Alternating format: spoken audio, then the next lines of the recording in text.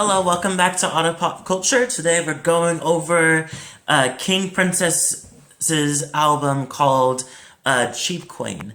So I actually like King Prince a lot. I listened to all her songs that got up to this point. I really like Talia. And all the I really like all her songs are really good. And I feel like the thing is that I didn't really realize that I didn't get into her personal life, so I never really understood the background behind some of the songs, other than just I like the sound, I love the emotion, I love things that she talked about, but I didn't really know the actual full thing. And I think I kind of like it that way, honestly, because when I did go into the research and to look up behind what these mean, what's this mean, what's that mean, and everything, it seems like people were speculating more of what it could mean over what it actually mean, and I couldn't really find the actual direct. So I knew that I know that a lot of these songs are leaning into the fact that they might be about her ex-girlfriend. But because it was always a maybe, it might be like that, it might be like this, it might be like that, it might be this, I decided not to go for that direction, more for go with the feeling of the song is, and just based off of what I know surface-wise of the song and going deeper into what I think what it means and everything. So I'm going to go into each, pretty much each song and talk about them, because I think this album's one of those ones you can't just piece it through, you have to go through all the whole thing to understand it.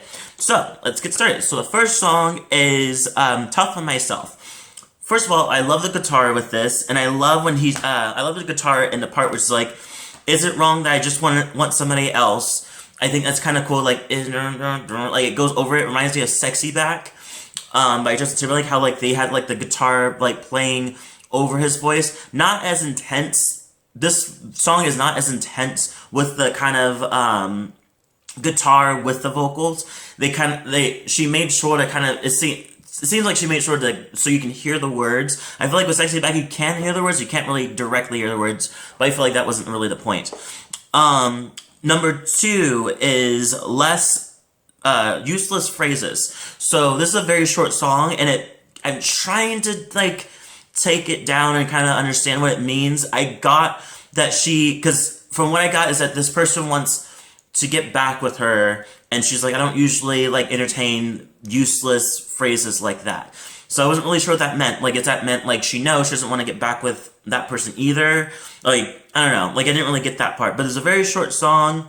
It's cute, short, to the point, and apparently it's supposed to be or ironic of how short it is, because she doesn't want to lean too far into the useless phrases, so I guess that's what it meant. Cheap Queen is number 3. So Cheap Queen, actually, I don't understand what it means. I have no idea what it means. I even looked up some parts, and people also don't really know what it means either. But it's one of my favorite songs off the album. It's so low-key, it's so I don't know why, it's pretty, the song is not, the production of the song is nothing intense, nothing to really run home about, but the whole, because it's so lower key, I like it for that. It's so cool, it's so low key. So I love the production, and I also know for sure that the sampling of it, because I was kind of listening to it, I was this obviously is a sample of something. Not knowing actually is a bigger sample than I thought. So it's a sample from a 1938 PSA titled "The Lesbian Menace," which pretty much warned people, viewers about aggressive lesbians inside the workplace, assuming that they were oh, watch out, they're gonna touch your body, and they're gonna do stuff to you, you gotta watch out. So whatever. So it kind of just, don't even get me started, because it's just there's so many stuff like that in the early times in America, probably, and also probably all over the world. But the song is really good. I love it. Number 4 is, I feel like I have something on my, face. Not trying to, look like I have some junkie or anything, but something on my face. Okay. Anyway, number 4 is Ain't Together. So so this song is pretty much about the idea that somebody is these two people, her and this other person, are very have something going on. There's definitely some undertone going on between them, but they're not sure if the labeling will make it better or make it worse. So they're kind of sitting in this little like purgatory middle part where there's chemistry, but no one wants to really take the step forward, or they're curious to see like, if we do take a step forward, does that make it better? And this kind of like ironic part where she's like, doesn't make the pussy taste better either. Like, so it's just like, which is, I don't think it really makes a difference other than your security is more announced, you know? But yeah, that's a good song. Number 5 is Do You Want to See Me Cry?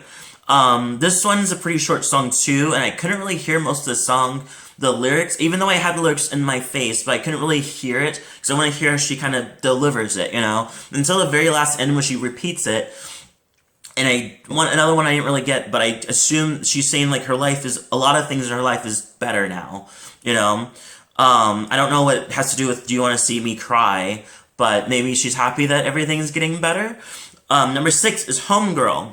This is completely just guitar, and this one's a very interesting song. I really like this song for the lyrics more than I actually like the production, but the lyrics, oh my god, like, talk about things that like, you know you're gay when this happens, you know? So it's just like, so they're lovers.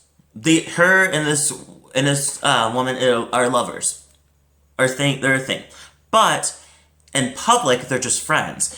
And it's like it's just a nice nod to way that like being gay in public is. Like, as much as things have progressed to this moment, we still have a lot of things that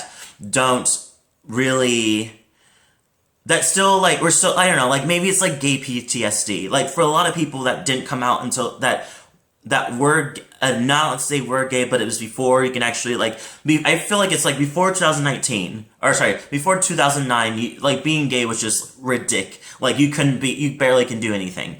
But progress was growing at that time, but at the same time, you still have this like PTSD is like, oh, if we're publicly being gay, like if we able to hold hands one day, or if we kiss one time in public, is that gonna like cause a bashing? Is that gonna cause people to call us like names and everything? Is it gonna have a lot of consequences to it? And I think that it runs in a lot of gay people's minds, even though we're much more framed to do it now.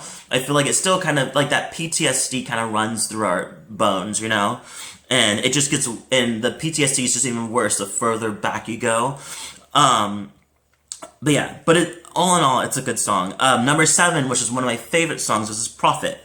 Love the production. It's very, I don't know why, but I feel like when you get that like hard hitting bass, not like kind of thing, like, I don't know, like it kind of reminds me of very Brooklyn, the way, like, not Brooklyn, like NYC, the way that kind of they use their hip hop is way more gritty, and I feel like that she kind of applied it into that kind of sound, which is really, really cool.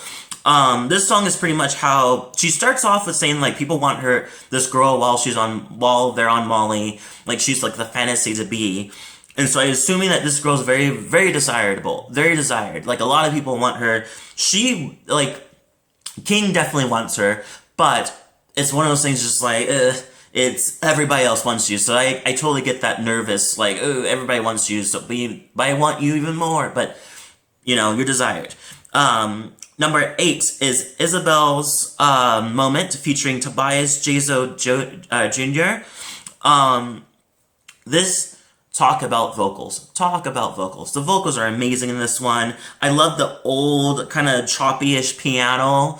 Like, it's really good. And I love it's a good song. And Tobias actually doesn't really sing at first. He kind of comes in and out, and he kind of does the harmonies, which is really cool. And I think that's great, because I feel like I really love her voice. And they complement each other's voices really well.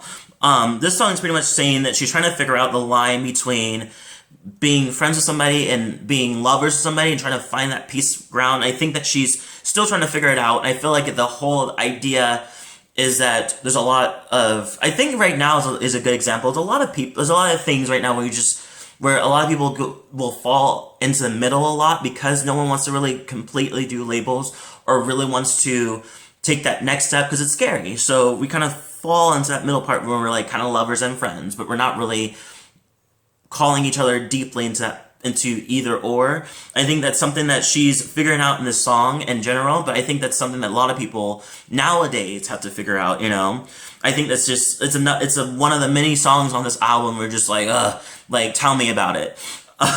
Number 9 is, Trust Nobody. One of my favorite songs. I love it. It's the song of the album for me. So this song is pretty much saying that she doesn't trust anybody, and she's very awkward around everybody else, but when it comes to this girl, it seems that this girl brings down a lot of her walls, a lot of her stuff that she feels like she doesn't normally do, she wants to do with her, or wants to be more of a person, or trust her. She only trusts her, but it's kind of like, oh, I don't understand how this happened, but everything about me that pushes people away doesn't seem to work on you, you know? Number 10 is Watching My Phone. It's a heartbreaking song. It's pretty much is an interesting song because it's as much as a heartbreaking song, it does point out that part, like, which is one of the things I love when heartbreaking songs point out the faults between both of them. So it doesn't come off like a Taylor Swift song where it's just like, you're to blame, you did this to me, you did this to me, you did this to me. Like she says in this, she's like, I understand, I was suffocating you. And you're free. And one of the quotes, she's like, "Your independence threw me off my balance, and I'm alone." And so it's just like, and she kind of realizes, like, I didn't notice that you really needed all this space, and I was suffocating you throughout this relationship. I'm sorry, blah blah blah. But she's still heartbroken because the girl did leave. So I feel like in that type of idea is kind of cool. Like I think that's a very interesting way to kind of point it out. Because you're still heartbroken even though you know that you're at fault in part of this, you know. Number 11 is You Destroyed My Heart. This song is interesting because I'm taking it as that she's involved with a person who maybe is newly out, because one of the things she says, I'm a better fag I'm a better fag and you're an amateur. And it's in quotation says she seems so lost, and I feel like it's like one of the things that it seems like this girl is trying to figure out who she is and where she fits in the community. And I think that King already knows where she fits. She already knows what she wants, and this girl obviously does not. And so she kind of just like, you destroyed my heart because I don't really know you didn't know what you wanted, and yet here I am. I knew what I wanted, you didn't, and we're in this relationship, and it's just like, you know. Number 12 is Hit the Back. One of my favorite songs off the album.